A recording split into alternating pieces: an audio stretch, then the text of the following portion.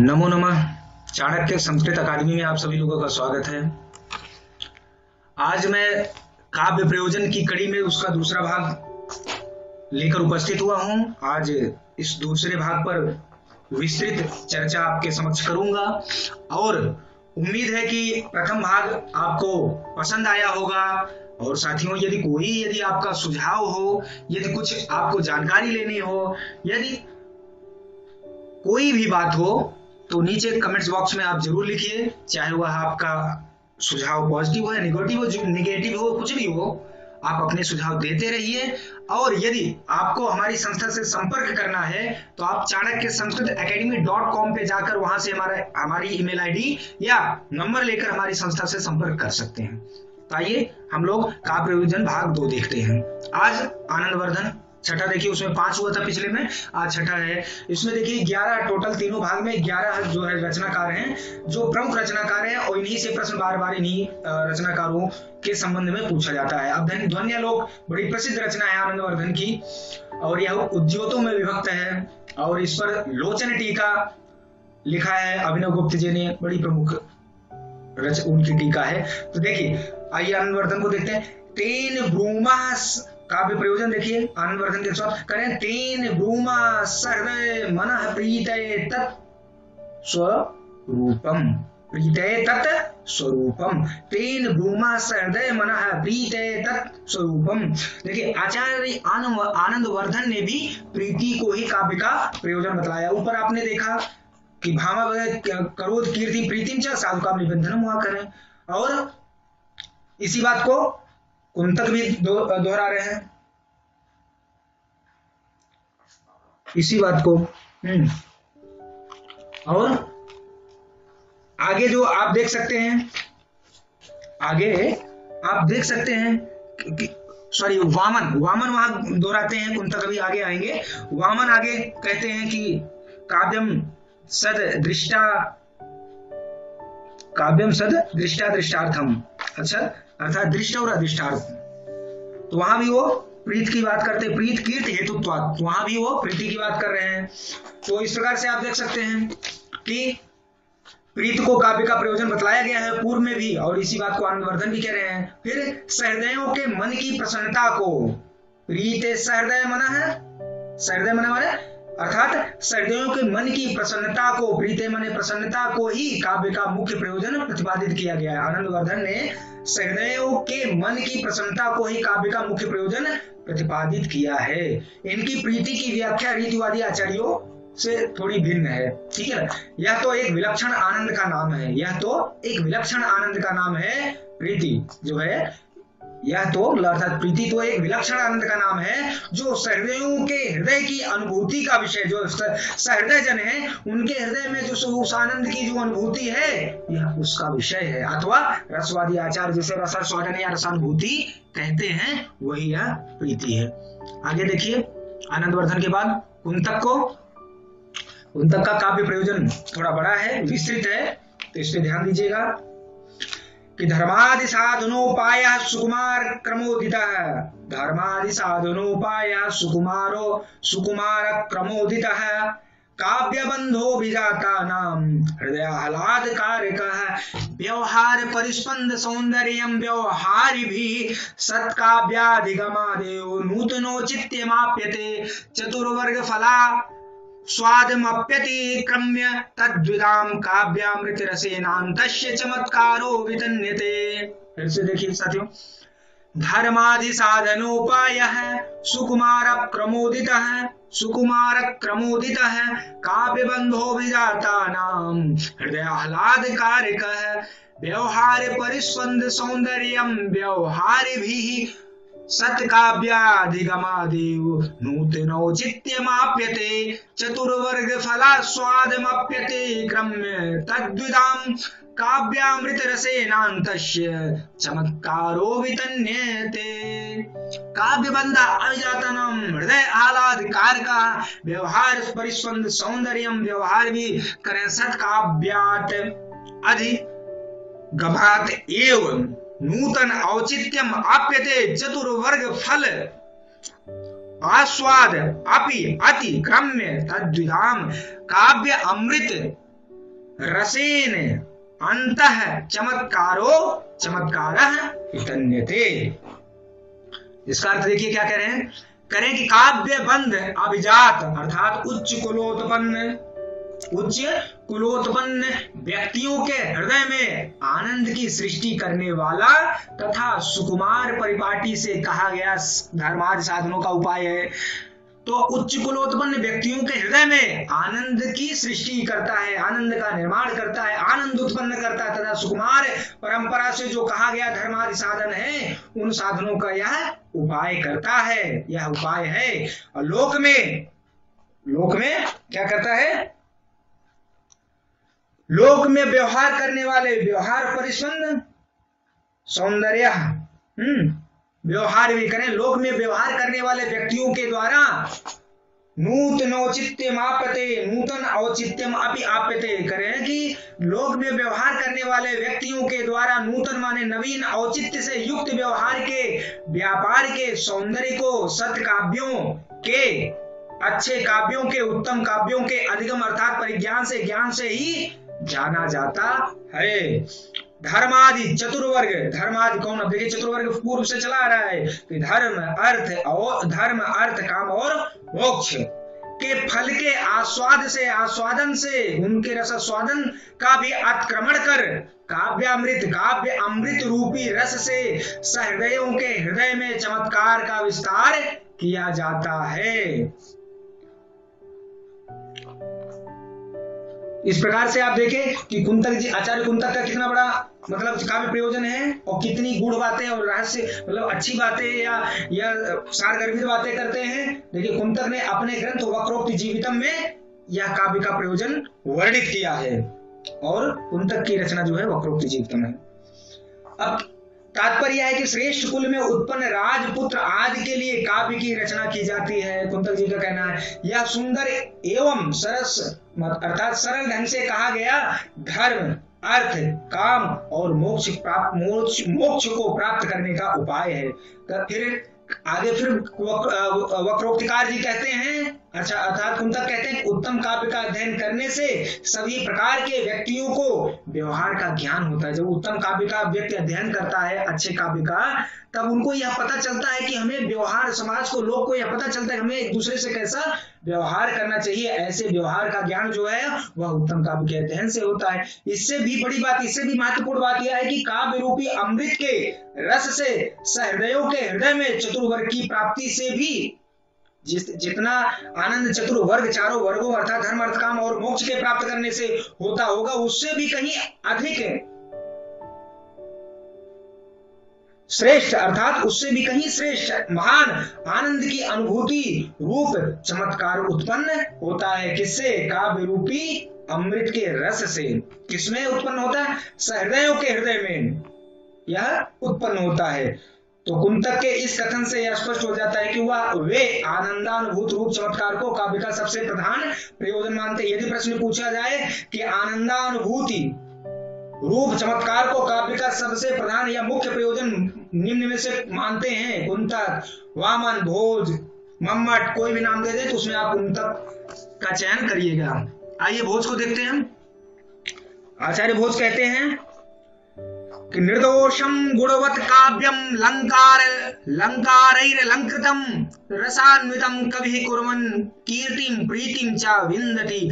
निर्दोषम गुणवत् काव्यम अलंकृतम रसान्वितम कवि कुर्वन् कीर्तिं प्रीतिं च विन्दति। सरस्वती कंठाभरण इनकी रचना है, उनमें वर्णन किया है काव्य प्रयोजन का। एक बार हम लोग फिर से पढ़ते हैं कि निर्दोषम गुणवत् काव्यम लंकारैरलंकृतम रसान्वितम कवि कुर्वन् कीर्तिं प्रीतिं च विन्दति। देखिए इस प्रीति की बात चाहे आनंदवर्धन कर रहे हो, चाहे पूर्व में वामन इत्यादि जो भी लोग कर रहे हैं, उसी की देखिए आगे बातें जो है भोज कर रहे हैं। और भामा ने भी करोत कीर्ति प्रीति च साधु का निबंधन कर रहे हैं, वहां भी वो कर रहे हैं कीर्ति और प्रीति की बात कर रहे हैं। उसी बात को यहाँ भोज, आचार्य भोज जो है सरस्वती कंठाभरण में काव्य प्रयोजन को का लक्षण का वर्णन करते हुए कहते हैं। अर्थ देखिए आचार्य भोज काव्य की रचना के दो प्रयोजन मानते हैं। कौन? पहला यश, दूसरा आनंद। कीर्ति और प्रीति, प्रीति आनंद है, कीर्ति यश है। वे कहते हैं दोषों से रहित, निर्दोषम, दोष रहितम, दोष रहित। ठीक है, पहली बात कंडीशन क्या करें कि वे कहते हैं कि दोषों से रहित, गुणवत, गुणों से युक्त, गुण सहित और अलंकारैः, अलंकृतम अर्थात अलंकारों से अलंकृत, अलंकारों से सुसज्जित, तथा रसान्वितम, रस से युक्त, रस से अन्वित अर्थात रस से परिपूर्ण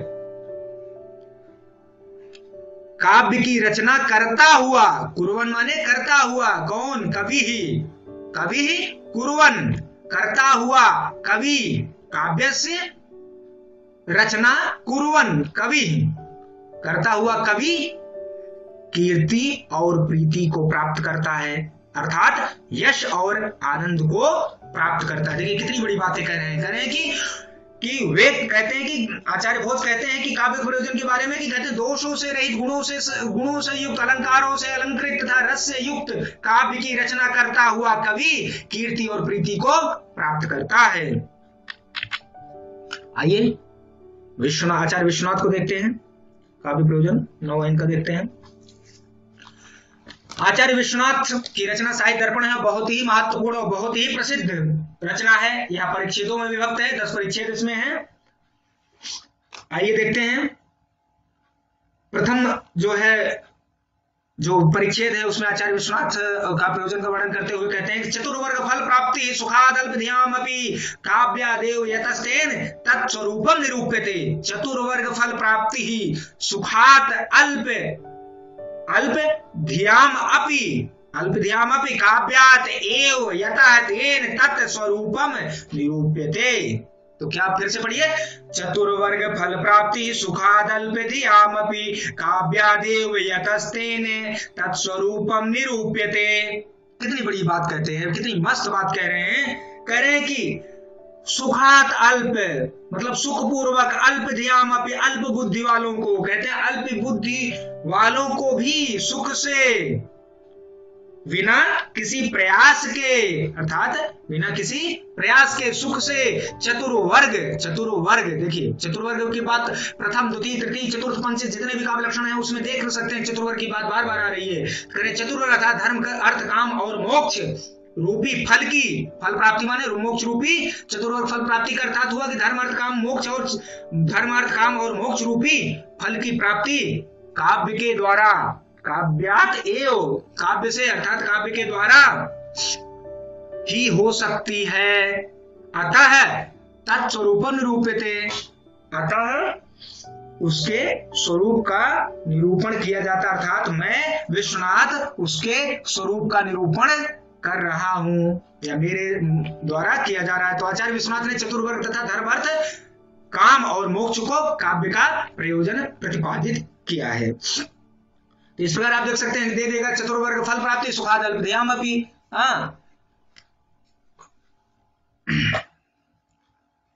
तो किसके अनुसार यह पूछ लेंगे कि निम्न में से किसके अनुसार यह काव्य का प्रयोजन है? तो विश्वनाथ, मम्मट, भामा, भोज किसी का दे देंगे तो आपको सही विकल्प विश्वनाथ को टिक करना है। तो आप देख सकते हैं साथियों कि किस प्रकार से आचार्य विश्वनाथ ने केवल वेद शास्त्रादि दुर्बोध ग्रंथों के अध्ययन से असमर्थ बुद्धि वालों, जो वेद शास्त्रादि जैसे कठिन दुर्बोध ग्रंथों को पढ़ने में असमर्थ हैं, ऐसे मंद बुद्धि लोगों को काव्य से चतुर्वर्ग का प्राप्ति का संदेश दिया है। न केवल ऐसे लोगों को संदेश दिया है, बल्कि वेदादि शास्त्रों को समझने में समर्थ परिणत बुद्धि वाले को भी वेदादि की अपेक्षा काव्य से चतुर्वर्ग की प्राप्ति की सलाह भी इसमें दिया है। अब देखिए, अब पहली बात क्या करते हैं कि काव्य से धर्म की प्राप्ति होती है, दूसरा कहेंगे कार्य से अर्थ की प्राप्ति होती है, तीसरी बात करें काव्य से काम की प्राप्ति, धर्म अर्थ काम, और फिर करें कि मोक्ष की प्राप्ति होती है चतुर्वर्ग में। तो अब देखिए यहां पर आप देख सकते हैं कि विश्वनाथ ने यह बात कही, जैसे रामादिवत, कैसे धर्म की कैसी प्राप्ति होती है, कहते हैं रामादिवत प्रवर्तित्यभ्यम ना रावणादिवत इत्यादि कृत्य प्रवृत्ति निवृत्त्युपदेश द्वारेण सुप्रतीतयो। इस प्रकार काव्य से उपदेश मिलता है कि राम के समान कृत्य अर्थात कार्य कर्मों का पालन करना चाहिए तथा रावण के समान अकृत्य मतलब जो न किए जाने वाले कर्म का परित्याग करना चाहिए। इस उपदेश को अमल में लाने से धर्म की प्राप्ति होती है।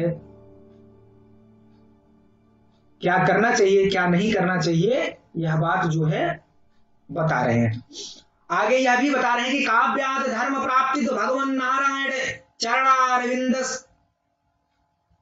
विंदस्त वादिना करें कि काव्य से धर्म प्राप्त भगवान चरण नारायण के चरण कमलों की स्तुति द्वारा भी संभव है, देवताओं की स्तुति से भी। तो इस प्रकार जो है साथियों बहुत अर्थ की प्राप्ति होती है, इसका विस्तार से मैं मम्मट में बताऊंगा। और मोक्ष करें चतुर्वर्ग में चतुर्थ जो हमारा पुरुषार्थ मोक्ष है, तो विश्वनाथ ने 2 तरह के मोक्ष काव्य से मोक्ष प्रतिपादित किया। प्रथम है मोक्ष प्राप्ति चैतन्य जन्य फलानुसंधानात, इस काव्य से जनित धर्म फल के अनुसंधान से मोक्ष की प्राप्ति भी काव्य से होती है।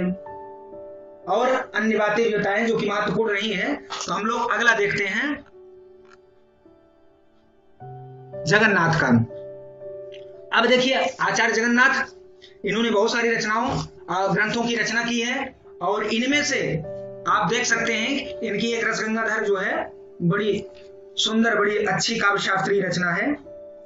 तो उसके बारे में देखिए वहां पर एक काव्य प्रयोजन का लक्षण जो है बताते हुए कहते हैं, काव्य प्रयोजन के बारे में बताते हुए कहते हैं कि तत्र कीर्ति परमहलाद गुरु राज देवता प्रसादाद्यनेक प्रयोजन काव्यस्य। काव्य क्या है, काव्य का प्रयोजन क्या करें, तत्र कीर्ति परमहलाद गुरु राज देवता प्रसादाद्यनेक प्रयोजन काव्यस्य। अर्थात आचार्य जगन्नाथ काव्य के अनेक प्रयोजन मानते हैं और उनमें से कीर्ति परमहलाद गुरु राजा देवता आदि की प्रसाद माने कृपा काव्य के प्रयोजन है। और इसमें से गुरु और देवता की कृपा से धन की प्राप्ति रूप प्रयोजन लिए जा सकते हैं। इनमें से ये जो है गुरु और देवता की कृपा से जो धन इत्यादि प्राप्त होते हैं वह प्रयोजन के रूप में लिए जा सकते हैं। अब देखिए काव्य के जो है काव्य के अनेक प्रयोजन आचार्य जगन्नाथ जी ने बताया। इनको पंडित राज की भी उपाधि मिली है। तो यदि प्रश्न पूछा जाए पंडित राज की उपाधि निम्नलिखित में से किसकी है, तो जगन्नाथ जी की है। कीर्ति परम आह्लाद और गुरु राजा एवं देवता की कृपा आदि है काव्य के अनेक प्रयोजन। इनमें गुरु और देवता की कृपा से अनर्थ का निवारण एवं राजा और देवता की कृपा से धन की प्राप्ति रूप प्रयोजन लिया जा सकता है। इस प्रकार से आप जगन्नाथ जी के अनुसार से काव्य का प्रयोजन आपने देखा। तो साथियों आप देख सकते हैं कि हम लोग हमारी टीम कितनी मेहनत कर रही है और इस यह मेहनत हमारी तभी सफल है जब आप भी अच्छे से मेहनत करें हमारे साथ और अपनी परीक्षा में सफल हों। जय तु संस्कृतम जय तु भारतम।